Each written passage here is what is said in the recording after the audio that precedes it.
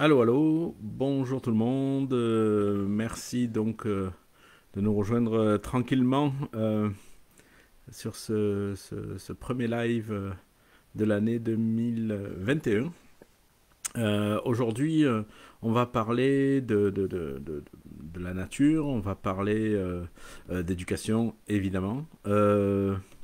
Alors attendez, j'essaye de gérer ça au fur et à mesure. J'essaye de voir vos commentaires s'il y en a. Vous savez que moi et la technologie, ça fait toujours 18. Badabadam. Donc voilà. Et alors voilà, donc aujourd'hui on va parler de la nature, on va parler bienvenue à tout le monde. J'essaye de voir si je peux avoir vos commentaires quelque part en même temps qu'on se parle. Ça va m'aider. Euh, voilà.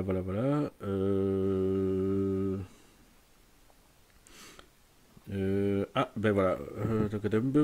Donc normalement, je pense que là maintenant, je suis assez rodé pour dire que le son, l'image, tout devrait bien marcher, j'espère. Oui, en direct de Saint-Jean-de-Maurienne, en Savoie. Ah oui, je connais. Moi, j'ai passé du temps à Annecy. Bonsoir, Martin Clément, Lulu, Nelly. Merci pour vos souhaits de bonne année.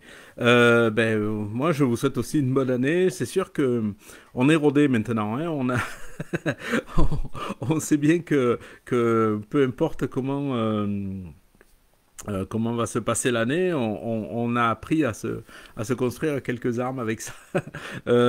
Et puis, bravo bravo, c'est vraiment un bienfait, en tout cas pour ceux qui ont réussi à s'organiser, à ceux qui ont réussi à trouver les ressources, à trouver... là, je vois les luttes qu'on mène collectivement par rapport au projet là, qui vise à interdire... euh, d'interdire l'IEF en France. Il y a vraiment une mobilisation, une intelligence collective, des ressources, des aides, du partage. Écoutez, moi, c'est vraiment ça qui m'a donné espoir. Je pense que ça nous a forcé à communiquer bien plus souvent et bien mieux que ce qu'on a pu faire. Et je pense aussi que dans la population en général, on a réussi à avoir vraiment, comment dire, les gens savaient même pas finalement que ça existait l'école à la maison. Puis là, maintenant, vous savez même pas que c'était illégal, mais bon, maintenant, ça y est, j'ai l'impression que tout le monde est à peu près au courant. Ah, bonjour Isabelle, Christelle, bonsoir, merci de nous regarder. D'habitude, on arrive à se retrouver à peu près à une dizaine de pays, entre les États-Unis, le Maroc, la France, la Belgique, l'Espagne, avec, de plusieurs régions de France. Alors bon, c'est vraiment le Québec, évidemment. Donc, c'est chouette de nous retrouver. Aujourd'hui, donc, le thème vraiment là de notre discussion, je voulais l'orienter autour de l'éducation à l'environnement. Alors pour ceux qui me suivent, qui me connaissent, c'est pas un mystère. Moi, en fait, mes premières amours, c'est vraiment comme ça que je suis entré dans le monde de l'éducation. En fait, c'est par l'animation, en fait, l'animation des classes vertes. Les stages BAFA, en fait, moi j'avais passé mon BAFA à 22, 23 ans, et j'ai commencé à travailler avec les classes de découverte, les classes vertes. Alors, je sais que ça existe un petit peu ce concept dans plusieurs pays, moi à l'époque, les classes qui venaient, elles venaient pour 3 semaines. Vous imaginez, le prof venait de Paris, euh, d'autres régions de France, et ils venaient pendant 3 semaines avec leurs élèves, donc ils laissaient leur famille et tout ça pour faire de la découverte de la nature, environnement. Et moi, ma spécialité, c'était ça, c'était d'amener les enfants en forêt, dans les bois. J'ai fait ça pendant 10 ans et j'ai même dirigé un centre qui offrait donc ce genre d'accueil où on était au bord d'un lac, c'était des séjours voile. Il y avait toujours une dimension à la fois sport, ça pouvait être équitation, spéléo, voile, etc. Et une dimension artistique. Aussi, ça pouvait être cirque, théâtre, danse, etc. Et on avait toujours des activités en lien avec la nature. Et c'est vraiment à ce moment-là que moi je me suis dit, mais mince, je voyais que pendant 3 semaines, les profs, ils étaient tout le temps dehors, les élèves donc de ces classes-là, les enfants, étaient tout le temps dehors, étaient tout le temps en train de jouer dans la nature. Et effectivement, le soir, eh ben, ils allaient 1 heure dans la classe, et puis au tableau, ils écrivaient un petit peu ce qu'ils avaient fait aujourd'hui. Et ils repartaient de là après 3 semaines. Écoutez, on a fait, je sais pas ce que j'ai pas fait avec les enfants, là, on a fait des confits de canard en boîte, on a fait des fromages de chèvre, on est allé traire des brebis, on a fait des vendanges, on est allé dans des vieux pigeonniers pour aller chercher des pelotes de réjection de chouettes effraies, puis on reconstituait les souris, les musaraignes que les chouettes avaient mangé et rejeté dans les pelotes de réjection. On avait des cochons, on avait enfin des poules, des canards, on a fait des nichoirs, on a fait de l'observation d'oiseaux, on a fait des affûts à 5 heures du matin. Enfin bref, on avait les enfants qui souvent, la plupart du temps, n'étaient jamais allés dans la nature, ils repartaient de là, puis avec un vécu incroyable et une connaissance aussi par rapport à ça. Alors, moi, j'avais pas d'enfants à cette époque-là, et je me disais, bon, si un jour j'ai des enfants, là, j'ai bien retenu la leçon, là, 1 petite heure assis à une table pour écrire un petit peu ce qu'on a fait, et le reste du temps, aller jouer dehors, quoi. Et je me suis rendu compte aussi que la nature nous enseignait tout un tas de choses, parce que à la fois, c'était inépuisable, c'est-à-dire qu'on pouvait faire 10 fois, des fois ça arrivait que je fasse 4, 5, 6 fois la même sortie avec les mêmes enfants à aller à la mare, par exemple, et 5, 6 fois, on voyait des choses différentes, on voyait des traces différentes, des insectes différents, des fleurs différentes. Sur 3 semaines, la végétation avait aussi le temps d'évoluer, ce qui fait que ils arrivaient, on avait la période de telle orchidée, puis 2 semaines plus tard, c'était la période d'une autre orchidée, etc. Alors, on avait vraiment un terrain d'aventure incroyable. Donc, mes amis de l'Aveyron, du domaine de Laurière, où j'ai beaucoup passé, de Royal-Aubrac à l'époque, où j'ai passé beaucoup de temps à accompagner, et je ne sais plus combien, des milliers d'enfants en 10 ans, à travers tous ces paysages. On allait voir des cascades, on allait voir, bon, enfin, suivant où on était, on exploitait effectivement l'environnement. Et là, je me suis rendu compte que, effectivement, la proportion de temps passé en classe dans une école traditionnelle versus en fait, les enfants qui vont à l'école, on va dire, classique, ben, ils passent 6, 7 heures par jour assis dans la classe, et 1 fois, des fois par semaine, ou par mois, ou des fois par année, ils font une sortie en nature, ou ils font une sortie, ok, même s'ils en font 1 par mois, ça reste que c'est quand même très très léger. Déjà, c'est rare que ce soit 1 par mois, mais ça reste très léger en proportion du temps qu'ils passent assis dans une classe, quoi. Donc, moi, je pense que la proportion, en l'inversant, on gagne énormément. Maintenant que je suis dans les bois, alors pas aujourd'hui, là, je vous parle de Montréal, parce que dans les bois, j'ai pas d'électricité, j'ai pas de connexion. Donc maintenant que j'ai quand même du temps dans les bois, avec mes enfants, qu'on a notre petite cabane dans la forêt, là, comme j'ai pu mettre quelques photos, eh ben, je me rends compte du potentiel inépuisable de la nature. Et vous savez, les Playmobil, moi je suis un fan des Playmobil, j'ai beaucoup joué avec au Lego, Playmobil avec mes enfants, mais les Playmobil, en fait, bon, on a notre bateau pirate, par exemple, et puis bon, on joue avec, c'est cool, mais d'un coup, on voit qu'il y a eu comme une extension, on voit qu'il y a un autre bateau, ou une île, ou un fort, ou quelque chose. Et là, on se dit, ça serait cool, parce que là, on pourrait faire des batailles à deux, on pourrait faire des histoires, etc. Et au bout d'un moment, quand on a acheté cette extension-là, on se rend compte que ce serait encore plus fun s'il y avait une...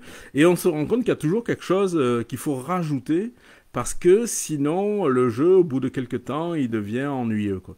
Et alors que dans la nature, ça n'existe pas. C'est-à-dire que vous pouvez être dans un endroit que vous connaissez absolument par cœur, et faire tous les jours la même balade de 30 minutes autour de chez vous, pour peu que vous traversiez des champs, une forêt, des bosquets, que vous passez le long des haies, dans un verger, etc. Et en fait, on n'y voit pas tout à fait les mêmes choses. On voit que la végétation change. Je suis en train de lire d'ailleurs le journal de Henri David Thoreau, vous savez, qui est une de mes grandes inspirations. Et Thoreau, tous les jours note ce qu'il voit comme plantes, comme animaux, comme traces, comme...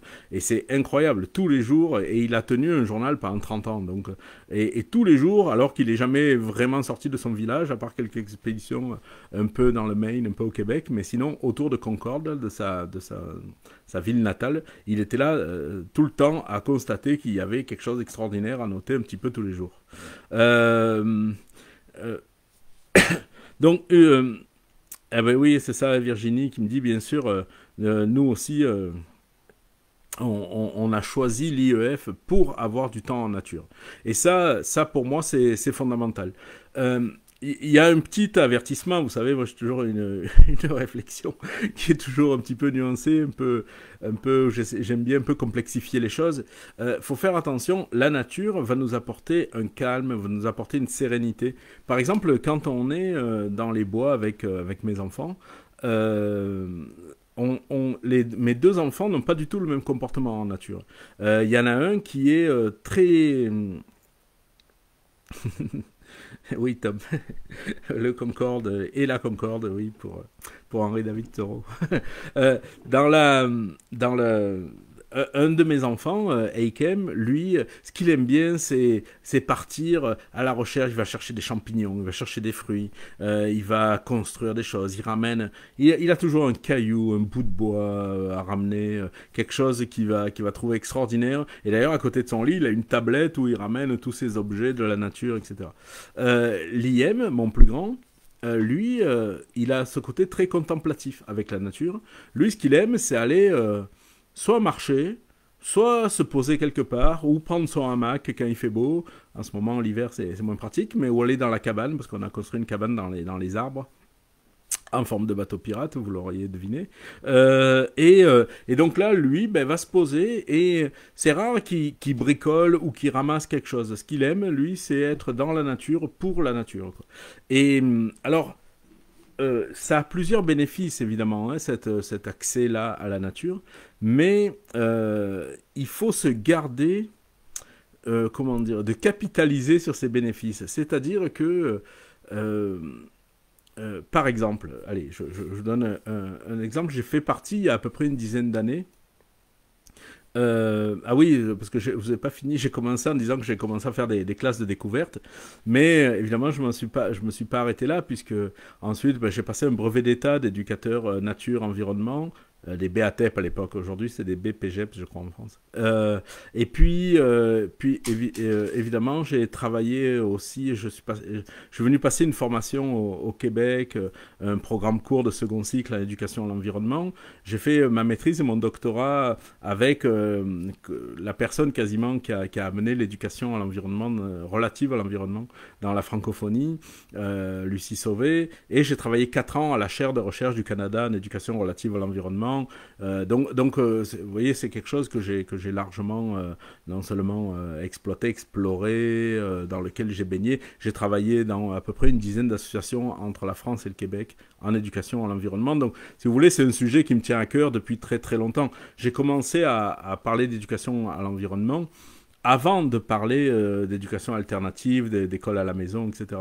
Et en fait, c'est parce que je me suis aperçu des bénéfices qu'on pouvait avoir en étant à l'extérieur, que j'ai décidé de ne pas mettre mes enfants à l'intérieur, finalement.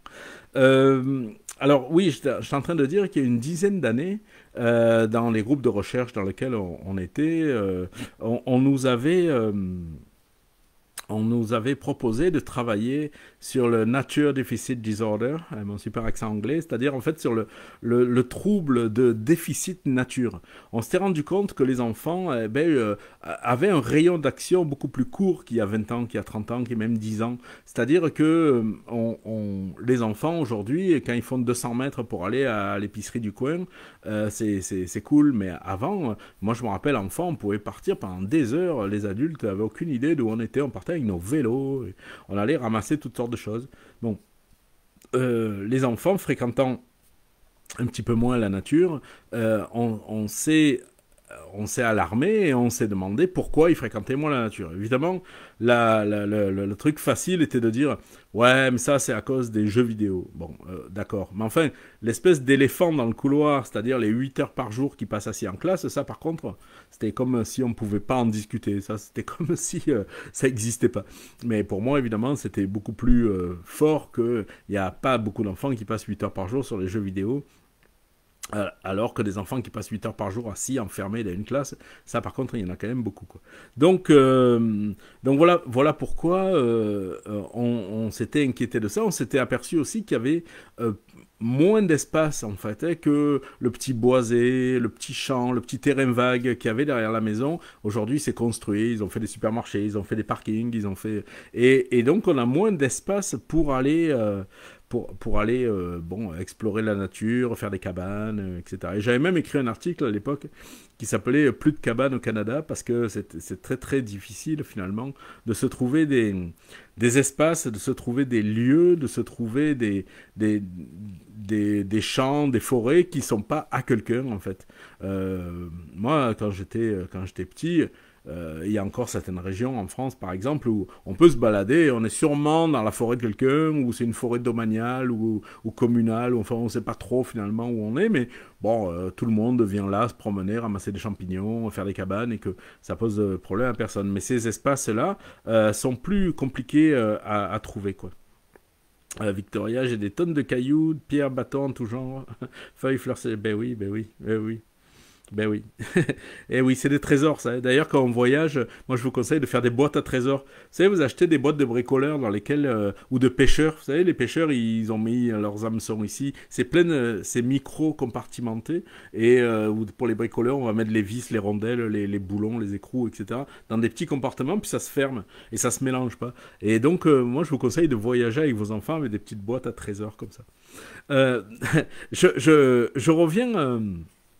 à mon histoire de nature déficit disorder, là, du trouble déficit de nature, on s'était réunis pour dire, bon, ben là, on a un problème parce que il y a des enfants qui sont hyperactifs, qui sont...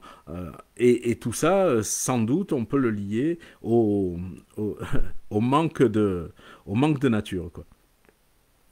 Euh, alors certains d'entre nous, qui étaient bon, des neurologues, on arrivait de toutes sortes de sciences évidemment, avaient proposé de dire, ben si par exemple ce qui leur manque aux enfants, c'est le chant des oiseaux, et qu'on se rende compte qu'on peut mesurer dans le cerveau avec les neurosciences et tout ça, que ce qui fait du bien au cerveau, c'est d'entendre les oiseaux, alors c'est cool, on a juste à leur mettre des chants d'oiseaux dans les classes, et le problème est réglé. Et donc, du coup, on devait, on se retrouvait finalement à ne pas résoudre le problème de ce côté holistique de la nature, c'est-à-dire de tout ce que ça nous apporte en général, de tout ce que ça nous apporte comme bienfait à la fois, parce que c'est pas juste le chant des oiseaux, c'est le vent, c'est la pluie, c'est de marcher sur différents matériaux, sur du mou, sur de la mousse, sur du dur. Alors, Bent Aventure, IEF, me dit ma fille, syndrome Gilles de la Tourette, est en IEF depuis des années. Nous constatons des bénéfices incroyables quand elle sort en forêt. Eh bien oui, un apaisement, bien sûr, bien sûr. Moi, j'ai appris à mes enfants à sentir le moment où ils avaient besoin de sortir, où ils avaient besoin de nature. Où, une fois, Ikem m'avait dit, ah, en ce moment, j'ai besoin de la vraie vie, en fait. Et ce qu'il appelait la vraie vie, en fait, c'était la nature, c'était la forêt. Et, alors, évidemment, ça peut être une aventure, hein, quand on part en forêt. Nous, on part tous les ans avec les enfants en canot camping, et on prend de la bouffe pour 3 jours, on part en canot sur des lacs, on arrive dans des endroits où il faut faire le feu, bon, etc. Alors, il faut monter la tente, donc ça peut être quelque chose d'un petit peu aventureux, mais ça peut être aussi tout simplement un coin de jardin, un coin de verger où on va se poser, ramasser des pommes, faire du cidre, faire des tartes aux pommes, bon, enfin voilà, donc on a... excusez-moi. On a toutes sortes de modalités pour aller vivre ce qui se passe dans la nature. Et on a besoin de cette globalité. Et quand je dis qu'on en a besoin, c'est pas dans un... Et ça, c'est très très important. C'est que c'est pas dans une idée utilitariste. Par exemple, on peut lire partout dans ces domaines-là, hein, dans le monde de la recherche, de l'éducation, de l'environnement, la nature permettrait d'améliorer les résultats scolaires. Mais on s'en fout d'améliorer les résultats scolaires. Les résultats scolaires n'ont jamais été un but en soi. Vous savez, moi je le dis régulièrement, vos enfants ne sont pas obligés d'être performants. Vous savez, vous avez le droit, vous, de ne pas performer en tant que parent, et les enfants ont le droit de ne pas être des performateurs de l'éducation. Donc, on s'en fout d'améliorer les résultats scolaires, c'est pas ça le problème. Ça fait du bien à l'âme, ça fait du bien au cœur, comme le disait notre ami Bentaventure. Ça fait du bien à tout. Moi, je le ressens aussi hier avec ma conjointe. On s'est dit, bon là, on a besoin... on a appris aujourd'hui d'ailleurs qu'au Québec, on allait être dans un confinement total avec couvre-feu, tout fermé, etc. pendant encore 4 semaines. Sans doute que ça va durer encore plus. Donc là, j'ai dit, voilà, il faut qu'on sorte, quoi. Il faut qu'on puisse... Et on est allé marcher au jardin botanique pendant 2 heures à peu près. Et ça fait un bien fou, alors que le jardin botanique, j'y suis abonné depuis que j'habite à Montréal. Je le connais par cœur, le jardin botanique. Je dirais pas fleur par fleur, mais pas loin. Et donc, mais ça fait un bien fou, voilà. Juste à passer à des endroits, parce que c'est l'hiver, il y a de la neige. Ça ressemble pas à ce qu'on peut voir d'habitude, etc. Donc... cette qualité-là globale qui nous fait ressentir le vent, la pluie, la neige, le froid, la neige qui craque sous les bottes, etc., c'est quelque chose de fondamental pour les êtres naturels que nous sommes. Parce qu'il ne faut pas oublier qu'on est quand même... on s'est coupé un petit peu de la nature, on s'est donné le loisir, la qualité d'avoir notre tanière qui est allumée la nuit et qui est chauffée l'hiver. Tant mieux, c'est très bien, je ne le regrette pas. Mais n'empêche qu'il y a des choses qui se jouent différemment. Je prendrai un autre exemple avec l'aïkido. Vous savez que j'enseigne l'aïkido, ben là, ça va faire presque un an qu'on est privé...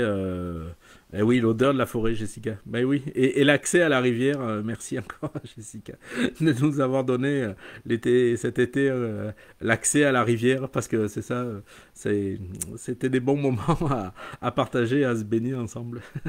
euh, euh, oui, ça y est, j'ai perdu le fil de ce que j'étais en train de raconter par rapport à la... Voilà, ça y est, j'ai perdu le fil. Excusez-moi, hein, j'essaye de répondre aux commentaires en même temps. Et puis ça me fait plaisir de vous rejoindre, de vous lire et de vous entendre. Mais voilà, j'ai perdu le fil de ce que je vous racontais. Alors oui, la nature en voyage. Tiens, voilà.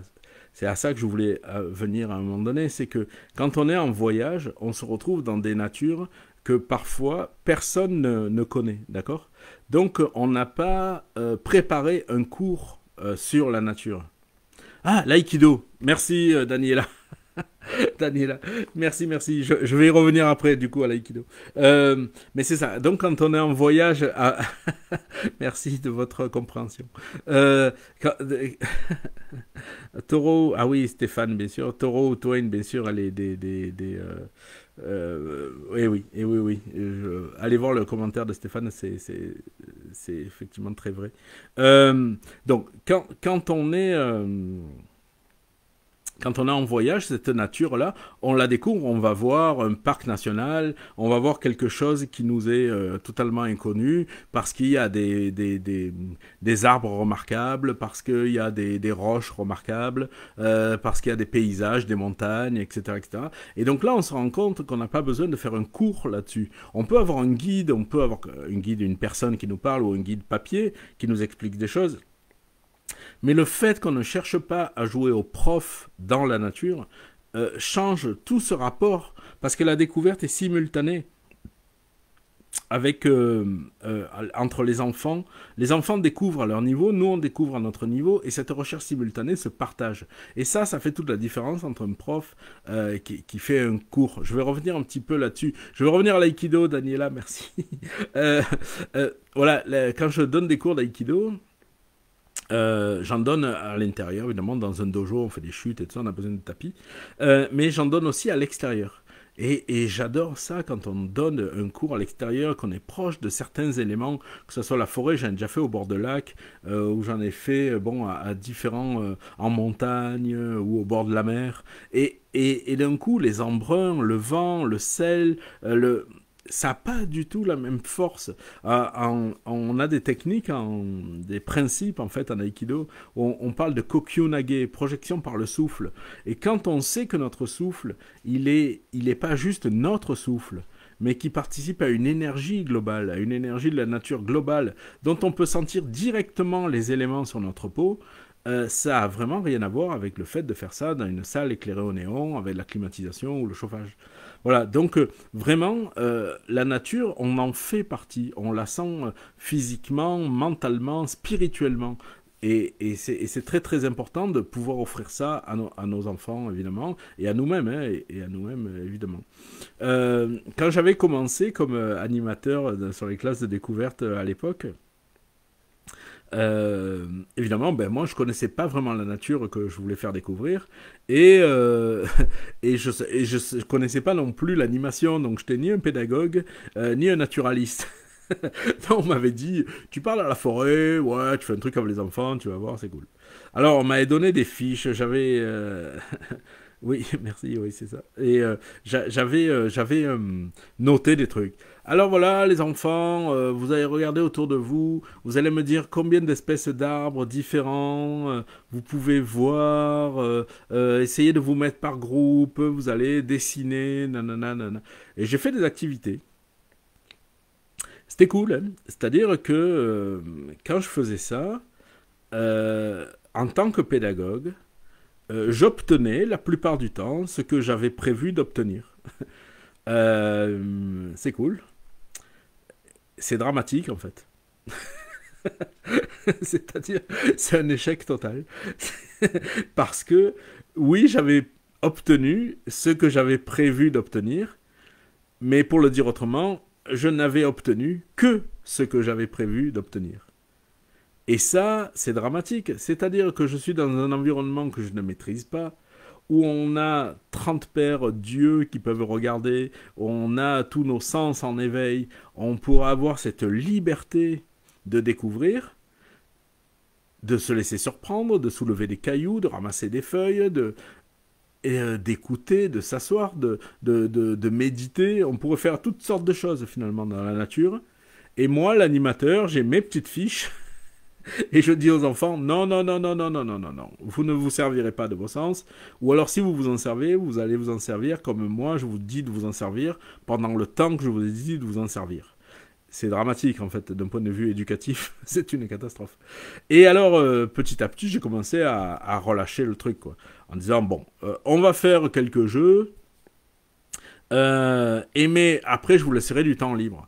Mais combien plus le temps libre que je leur laissais était enrichissant, était fécond, était salvateur. Il y a des enfants qui faisaient rien. Ils s'asseyaient après le dos contre un arbre et ils regardaient, peut-être pour la première fois de leur vie, les arbres, la nature, tout ce qu'il y avait autour en fait. Il y avait des fois il y avait des vaches même et tout ça. Donc ils regardaient des vaches. Vous imaginez un enfant qui voit des vaches. C'est énorme une vache, hein, je ne sais pas si vous connaissez. Mais c'est, quand vous êtes à côté, c'est gigantesque une vache, surtout quand vous avez 7-8 ans quoi, ou 10 ans. Et donc... euh, ah oui, Jessica qui me rappelle quand elle était venue chez nous avec à Whedon dans notre cabane dans les bois avec ses enfants. Et oui, ils avaient joué au petit ruisseau avec des bâtons et des roches. Et oui, et finalement, ouais, ils ont joué pendant des heures avec des bâtons, des bouts de bois et un peu d'eau qui coule, quoi. Et sans mettre en branle une grande technologie. Hein, mais oui, ben oui, ben oui. Et c'est ça. Oui, ben merci pour le commentaire. Oui, je voulais faire un lien. L'aïkido, je l'ai fait hein, tout à l'heure, j'en ai parlé. Hein, j'ai dit simplement que travailler notre aïkido à l'intérieur des éléments de la nature, c'est quand même beaucoup plus sain, beaucoup plus efficace même que de... On le fait pas pour ça, on le fait pas pour être efficace. Mais on sent que l'aïkido, c'est un art de la nature et que ça se pratique mieux à l'extérieur qu'à l'intérieur d'une salle, quoi. Notre plus beau dojo, notre meilleur dojo, ça reste la nature, quoi. C'est notre meilleur temple, en fait. Le lieu, vous savez, dojo, ça veut dire le lieu où l'on étudie la voix. En fait, c'est ça. Hein. Do, c'est le Tao, en fait. Hein. Donc, Do, c'est la voix. Et le dojo, c'est le lieu où l'on étudie la voix. Donc, voilà. Il y a pas de meilleur lieu que la nature elle-même. Euh, alors voilà, vous voyez, on a, ah, oui, l'animal aussi. Ah, je voulais parler de l'animal. J'ai parlé des arbres, j'ai parlé des feuilles, j'ai parlé des cailloux, et j'ai pas parlé de l'animal. Bien sûr, l'animal. Alors vous savez que j'ai mis quelques photos sur la fiche du live d'aujourd'hui. Je suis avec Chalette. Chalette, c'est une brebis en fait. Hein. C'est qui vient tous les étés à Montréal. On a une association en fait qui s'appelle Biquette et Biquette en fait il ramène alors des fois des chèvres là il y a 2 ans enfin il y a 2 étés il y avait des chèvres mais aussi bon les moutons et on a un troupeau de moutons en fait et avec les enfants eh ben cet été c'était tous les mardis donc pendant tout l'été là de début juin à fin septembre on allait garder les moutons. Alors, garder les moutons, c'est un bien grand mot. Parce que les moutons, ils se gardaient bien tout seuls. On gardait plus les gens autour des moutons. Parce qu'il faut voir l'engouement qu'il pouvait y avoir autour de ces moutons, qu'il peut y avoir tous les... C'est autant l'engouement... Alors, du grand-père qui veut montrer, parce que lui, il a connu ça plus petit, plus qu'il était plus jeune, il veut montrer ça à ses petits-enfants. Ça va être l'engouement de la personne qui vient d'Algérie, du Maroc, du Liban, qui, dans son village, a toujours vu des moutons, il y a toujours eu des troupeaux à côté de chez lui. Lui, il a grandi à côté des moutons, il sait parfaitement comment ça fonctionne un mouton, mais il se rend compte que ses enfants qui, eux, sont nés à Montréal, ont jamais vu ça. Et là, il y a des moutons comme lui qui a été petit.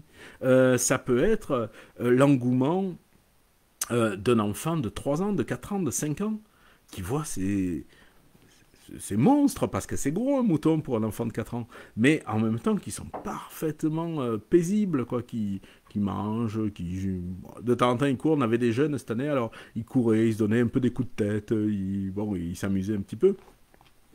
Mais alors, c'est un projet d'éco-pastoralisme en fait là qu'il y a à Montréal avec Biquette au parc Maisonneuve. Venez nous voir là si vous passez à Montréal l'été. Euh, Évidemment, d'un point de vue strictement écologique, il y a pas on a une dizaine de moutons, donc il n'y a pas suffisamment de moutons vu la taille du parc. Le parc, c'était un ancien golf qui avait 2 parcours énormes en fait, 2 parcours de 24 trous je crois. Donc, en fait, donc bref, le parc est assez énorme. Donc évidemment, c'est pas 10 moutons qui vont faire une différence sur le pour tondre l'herbe, etc. Il faut quand même de la machinerie pour aller tondre le gazon. Mais par contre, euh, l'aspect social, la dynamique humaine, le contact animal. Alors malheureusement, on peut pas les moutons. Bon, ben, on peut pas vraiment les caresser quand il y a du monde. En fait, évidemment, si tout le monde, si tout un chacun veut, et puis c'est tentant, hein, ils ont leur petite laine, surtout les petits moutons de l'année, là, ils sont tout fluffy, là. Donc, c'est vraiment tentant d'aller les caresser, mais sinon, ils passeraient leur journée à se faire caresser, tripoter, ils finiraient par être malheureux, un peu ces moutons-là. Donc, bon, on peut pas aller les toucher.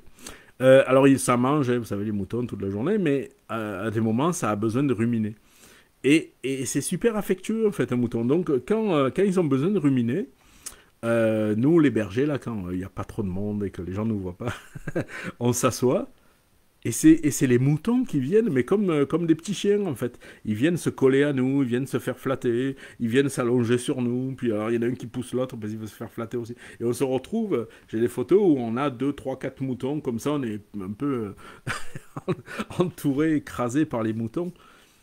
Mais ça, cette dimension-là, elle fait un bien incroyable. Elle fait un bien à la fois, oui, il y a le côté tactile, mais au-delà du côté tactile, du côté d'être avec des moutons, de les regarder, être dans euh, un présent universel en fait. C'est-à-dire que le mouton, il mange, je vous parle un peu des moutons, je suis devenu fan hein, avec ça. Le mouton, il mange un bout d'herbe là, il fait, et d'un coup, il voit un autre bout d'herbe un peu plus loin, il oublie celui qu'il est en train de manger, c'est le même un peu plus loin, hein, d'un point de vue strictement botanique, c'est le même bout d'herbe, quoi. Mais lui, il avance, et donc il est dans, vous savez, l'horloge qui fait maintenant, maintenant, maintenant, maintenant, c'est now, now, now, now. Voilà. Mais le mouton, il est comme ça. Hop, il passe à un autre, il passe à un autre. Et il est dans un présent absolu, quoi. Et bien ça, juste d'être avec eux, de les suivre, parce qu'on c'est pas nous qui les gardons, hein, on les accompagne et puis on fait attention que les gens bon fassent pas n'importe quoi avec, mais sinon ils vont où ils veulent quoi, ils ont pas, il y a pas d'enclos en plus, il y a pas de, il y a pas de, ils sont pas attachés, ils sont pas donc on les suit dans cet éternel présent que eux sont en train de vivre. Et ben des fois, on passe des heures comme ça à les regarder, où personne ne parle, où on est là juste en méditation, en train de regarder un mouton brouter. Je peux vous dire que ça fait un bien fou. Quoi. Alors ça, là, ce contact, quand je dis le contact, c'est même pas un contact physique, quoi. C'est la présence animale nous fait un bien incroyable. Et regardez, vous, quand on est en randonnée dans la forêt, quand on voit un animal, alors ça peut être un cerf, un chevreuil, ça peut être ne serait-ce qu'un lapin ou hier au jardin botanique il y avait un renard et là il y avait un centre de la petite enfance là, une petite garderie là qui était là avec des enfants et là ils se sont arrêtés, ils ont pris le renard en photo, ça leur a fait leur journée, c'est-à-dire que eux dans la journée ils ont vu un renard quoi. On n'en voit pas tous les jours. Alors évidemment à Montréal on a la chance, hein, il y a des cerfs, il y a des coyotes dans la ville, hein, je parle. Il y a des ratons laveurs, il y a des moufettes, il y a toutes sortes d'animaux, des écureuils qui viennent nous manger les plantes l'été. Donc si vous voulez on a quand même une chance d'une présence de la nature au Québec, mais un peu partout, on peut voir, ça nous fait. Je me rappelle aussi l'an dernier avec les enfants, pour avoir un autre aspect encore de la nature, c'est que on a à Whedon là dans notre chalet, on est dans le ciel étoilé. Et l'an dernier, parce qu'on est dans une réserve internationale de ciel étoilé, ils ont baissé toutes les lampes pour qu'on puisse voir les étoiles. Et il y a ça il y en a quelques-unes dans le monde. Il y en a en Lozère par exemple. Et et donc, on a un bon télescope là, parce que ça vaut quand même le coup de regarder les étoiles. Et l'IM avait réussi à régler son télescope à la fois sur les anneaux de Saturne et sur les lunes de Jupiter. Ça veut dire qu'on a pu voir en direct avec notre télescope, qui n'est pas un truc énorme, mais qui est quand même un bon télescope, on a vu les anneaux de Saturne qu'on a trouvé. Il a fallu trouver Saturne, régler le télescope, c'est quand même une sacrée technologie. Et en plus, après, avec ça, eh bien, on arrivait à voir les anneaux et on a vu les 4 lunes de Jupiter. Eh bien, écoutez, c'est incroyable parce qu'on va se coucher, on a l'impression, waouh, on a d'avoir fait quelques pas dans le ciel, quoi. Donc, vous voyez tout ça là, c'est si je reviens au projet qui veut interdire l'école à la maison, c'est quoi le programme scolaire?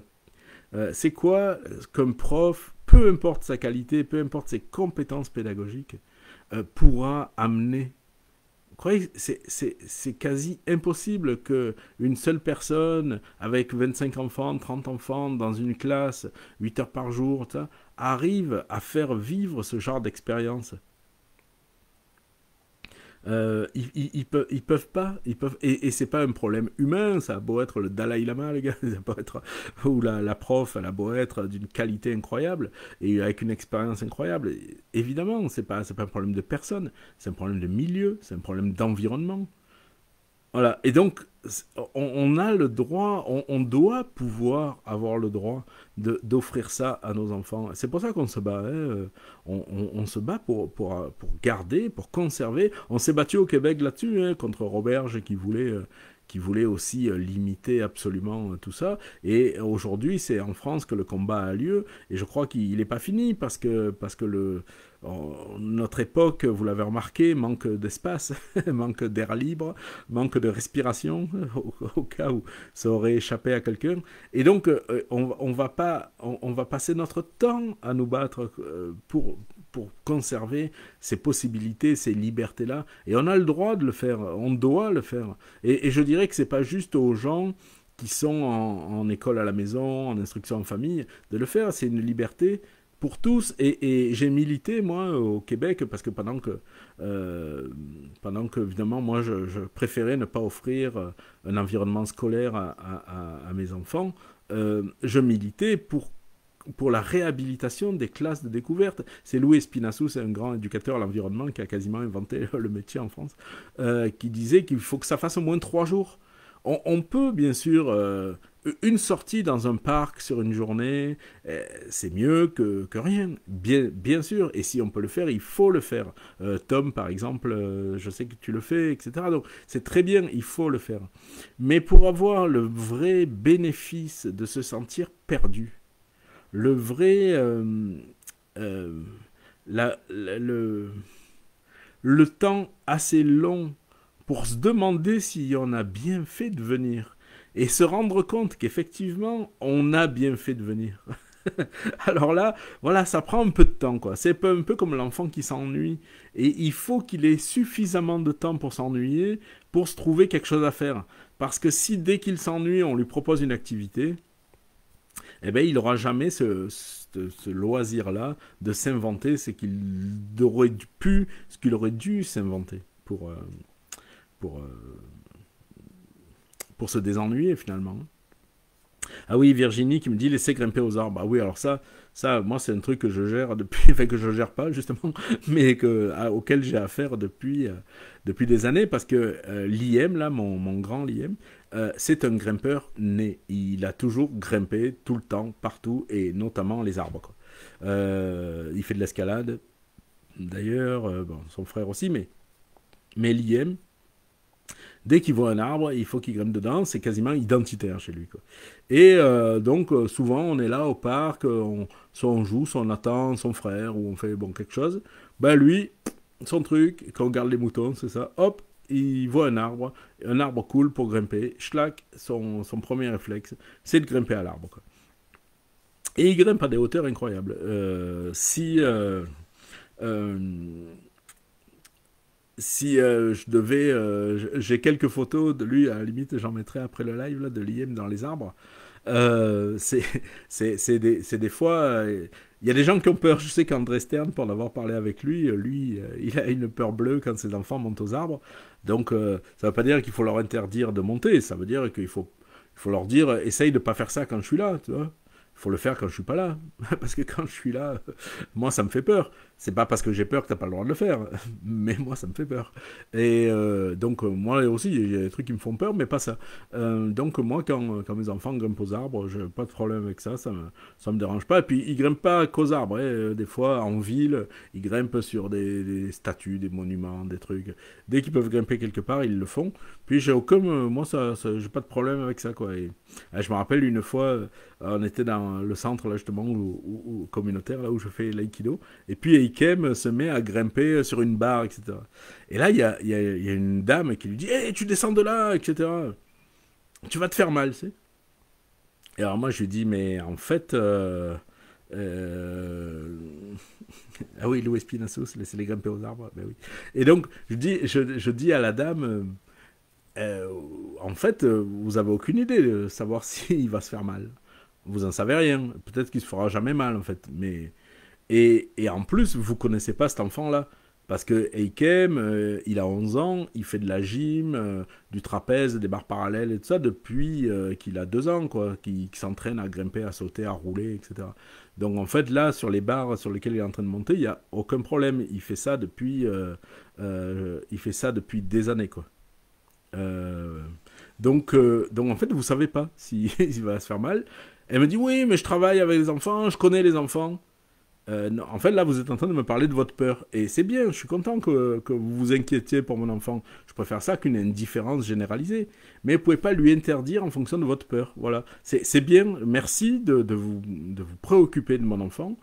Mais vos peurs, gardez-les pour vous, quoi. Voilà. Parce que lui, il grimpe là, il s'est jamais fait mal et il a pas peur, quoi. Eh oui, Christine. Merci, Christine, salut. Le délire, le délire sécuritaire, effectivement. Euh, euh,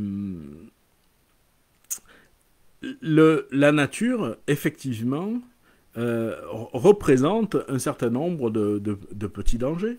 Génial, parce que justement, comment un enfant va trouver son équilibre? Comment un enfant va savoir qu'il a peur de telle ou telle chose? Comment un enfant va apprendre à ne pas manger n'importe quoi ou à ne pas grimper au-delà de ses limites? Ben, tout simplement parce que il va pouvoir l'expérimenter. Quand on cherche des champignons, bon, on va apprendre les 4, 5, 6 là, que ceux-là, il faut vraiment pas les manger. Le reste, on verra bien un petit peu avec quoi. Bon, ceux-là, les 4, 5, 6, ils sont faciles à retenir. Ils ont les amanites et tout ça, c'est facile à identifier. Ceux-là, on les touche pas, on les ramasse même pas. Les autres, on va les ramasser, on va chercher à les identifier. Oui, quand on grimpe à un arbre, ben, on a des limites. On a des limites. Là, j'ai pas peur, mais si je monte un peu plus haut, s'il commence à y avoir du vent, je vais avoir peur. Je vous parlais de mes expériences en classe de découverte. Une fois, il y avait un centre qui était venu avec leurs propres animateurs sur le centre où je travaillais à Laurière, au domaine de Laurière. Et là, on avait un mur d'escalade de 8 mètres de haut, donc quand même un bon mur. Et les enfants commencent à monter sur le mur d'escalade. Et moi, réflexe, tu vois, comme je faisais avec les autres enfants à l'époque, et ça, je disais aux enfants, non, non, non, si tu veux monter à l'escalade, il faut avoir une corde, un baudrier, etc. Il faut être équipé. Et là, si tu veux, on pourra l'organiser, tu pourras monter. Mais si t'es pas équipé, tu montes pas au mur, quoi. Et là, l'animateur de ces enfants-là, il me dit, en fait, si, ils peuvent monter. Et je dis, mais t'es fou, ils vont se tuer, là, tu vois. Et ben non, mais comment ils apprendraient à gérer leurs propres peurs, leurs propres limites, si ils n'avaient pas eux-mêmes l'expérience de pouvoir grimper sur un mur comme ça. Alors ils y allaient un peu à l'horizontale, ils montaient un petit peu, certains montaient plus haut que d'autres, etc. Mais ils ont expérimenté leurs limites. Et ça, il faut pouvoir le faire. Écoute, ce gars-là, le jour où il m'a expliqué ça, il a changé ma vision des choses et ma vision des enfants, de l'enfance, etc. Et aujourd'hui, moi, depuis que j'ai mes enfants, depuis qu'ils sont tout bébés, il n'y a pas de... Tu sais, chez nous, les couteaux, les produits ménagers, tout est... Les briquets, les allumettes, tout est là. Ils ont toujours tout pu prendre, quoi. Les couteaux, en nature, on a toujours un couteau en nature, hein, il faut. Hein. On a toujours un truc à couper, un bout de bois, machin.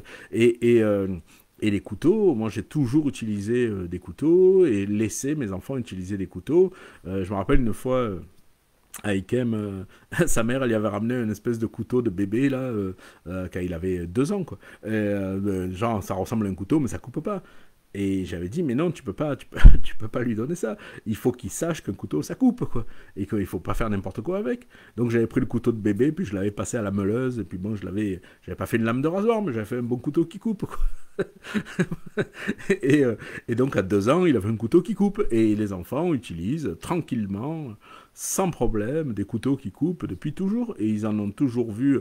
Là, j'ai des bons couteaux de cuisine, hein, des couteaux japonais en lame de Damas et tout ça. C'est quand même des lames de rasoir, les trucs. Hein. Mais voilà, ils le savent. Donc, ils les utilisent, ils font gaffe, ils jouent pas avec, c'est pas un interdit. Ils attendent pas que j'aille faire des courses pour pouvoir jouer avec les couteaux.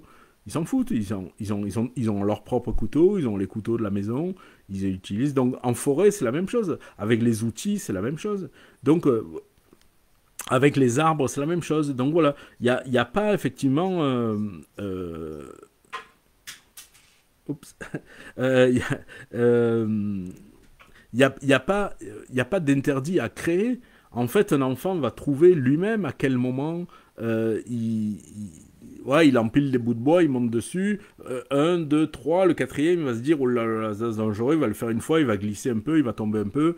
Bon, il va s'arrêter à trois, et il va trouver. Mais s'il n'a pas l'occasion d'expérimenter tout ça, d'un point de vue physique, quoi, je dis pas de leur faire bouffer des champignons vénéneux parce qu'ils doivent l'expérimenter, c'est pas ça que je dis. Mais comme je vous dis, je connais un peu moins les champignons du Québec, malheureusement, mais les champignons en France, je les connais un peu mieux. En France, il y a quoi, 3, 4 sortes mortelles, quoi. Voilà. Le reste, amanite phalloïde, amanite tumouche, bon, deux, trois autres, mais pas beaucoup plus, quoi, finalement. Euh, donc, euh, donc voilà, il suffit de reconnaître cela. C'est pareil quand j'accompagnais finalement les enfants, je finis avec mon affaire de classe de découverte quand j'étais animateur, j'ai fini par ne plus rien organiser du tout, vous comprenez. Je partais une après-midi dans la forêt avec les enfants, quand les enfants ils me disaient «Alors on va faire quoi?» Je dis «Mais j'en ai aucune idée, je sais pas ce que vous allez faire. Moi je vais vous laisser de l'espace, je vais vous laisser du temps. Puis après, vous en ferez bien ce que vous voudrez. Alors après, oui, j'ai des livres, j'ai des loupes, j'ai des choses comme ça pour ceux qui... S'il y a des gens qui aiment ça, découvrir la nature en identifiant, en faisant de la recherche dans des livres, pas de problème, j'en ai amené. S'il y en a qui veulent des petites boîtes à insectes, des loupes, des choses comme ça, des petites pinces, pas de problème, j'en ai amené aussi. Mais après, ce que vous allez faire, j'en ai aucune idée, quoi. Alors, j'avais même amené des clubs de golf, vous savez, des trucs pour jouer les bâtons, là, pour jouer au golf. Et on éclatait des bousses de vache. Alors ça les faisait rire. Mais en fait, sous toute bouse de vache, il y a un coléoptère qui se cache. Et donc on trouvait des coléoptères, on allait chercher ça. Bref, on passait une après-midi où il faisait ce qu'il voulait. Et moi, je notais rien, hein, je parlais avec le prof, tout ça. Le prof, il se demandait pourquoi il avait payé une classe de découverte. Il se disait, au prix où ça nous coûte, on a un animateur qui fait rien, qui propose rien, qui organise rien. Et donc, il était là, certains ils étaient un petit peu dépités. Mais finalement, euh, on arrivait le soir, on allait dans leur petite classe, et puis on disait, bon, vous avez fait quoi finalement là? Parce que moi, je vous ai pas suivi là cet après-midi. Qu'est-ce que vous avez fait? Puis on notait au tableau. On notait au tableau ce qu'ils faisaient, quoi. Ce qu'ils avaient fait. Alors, ouais, moi j'ai joué dans le ruisseau, moi j'ai trouvé un scorpion. Évidemment, il n'y avait pas de scorpion, mais bon, pour lui c'était un scorpion. Alors, moi j'ai soulevé des cailloux, moi je tombais dans le lavoir, machin, moi j'ai marché dans une bouse de vache, moi j'ai fait ça, moi j'ai ramassé des feuilles, moi j'ai ramassé des cailloux, moi j'ai fait une petite construction avec des branches, moi j'ai fait, etc., etc., etc. Je dis, bon, ben, ça vous plairait de recommencer? Eh ben oui, tu sais, alors que souvent j'avais affaire à des enfants qui connaissaient absolument pas la nature, hein, qui étaient souvent terrorisés même, hein. Et ça vous plairait de recommencer? Eh ben oui. Eh ben oui, ça leur plaisait. Ben oui, quand c'est qu'on y retourne?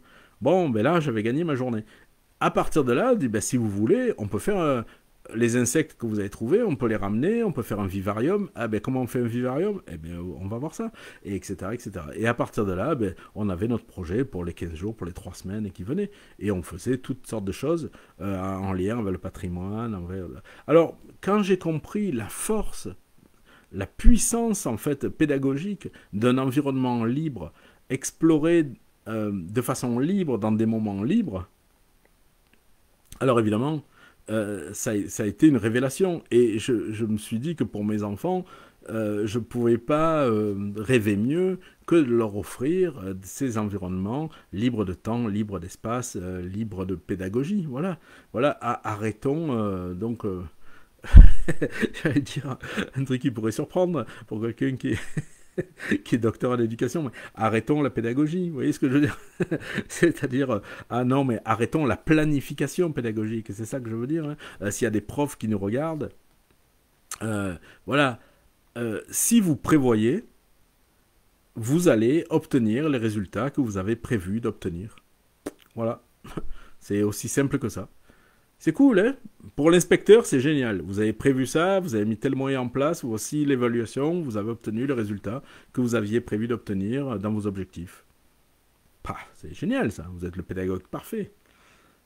Ouais, sauf que, il y a tout ce que vous aviez pas prévu et qui aurait émergé si les enfants avaient eu du temps et de l'espace libre.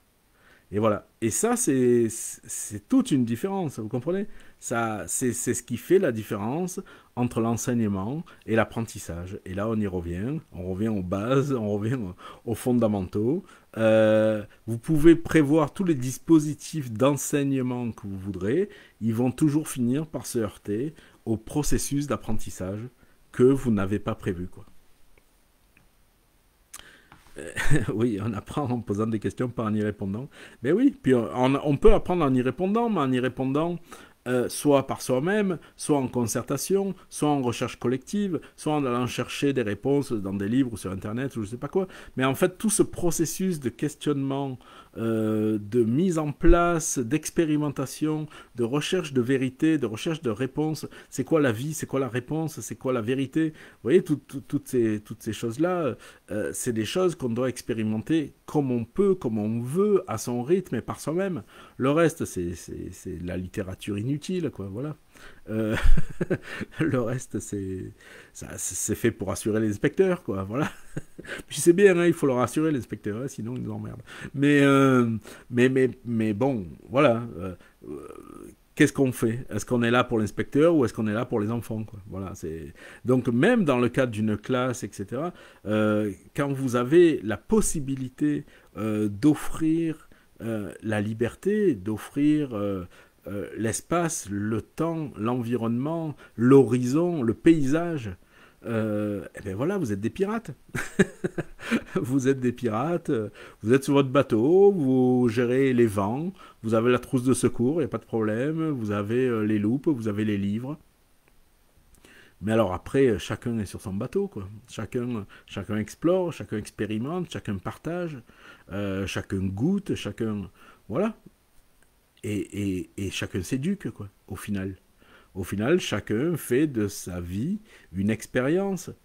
Et cette expérience-là, c'est celle-là dont ils se souviendront toute leur vie, et c'est celle-là qu'ils vont partager le soir avec leurs grands frères, avec leurs petites sœurs, avec leurs parents, avec leurs grands-parents. C'est celle-là qu'ils raconteront à leurs enfants quand ils seront plus grands. C'est celle-là qui leur donnera envie de partager, de voir loin, de voir grand, de prendre le temps de se poser, de ne pas avoir un temps utilitaire, de ne pas avoir un temps efficace spécialement.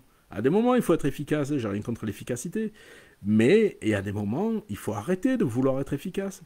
Parce que notre efficacité, elle nous empêche de vivre le truc qu'on aurait dû vivre sur le moment. Parce qu'on est tellement obnubilé par le but qu'on finit par oublier qu'on est en train de vivre quelque chose d'important.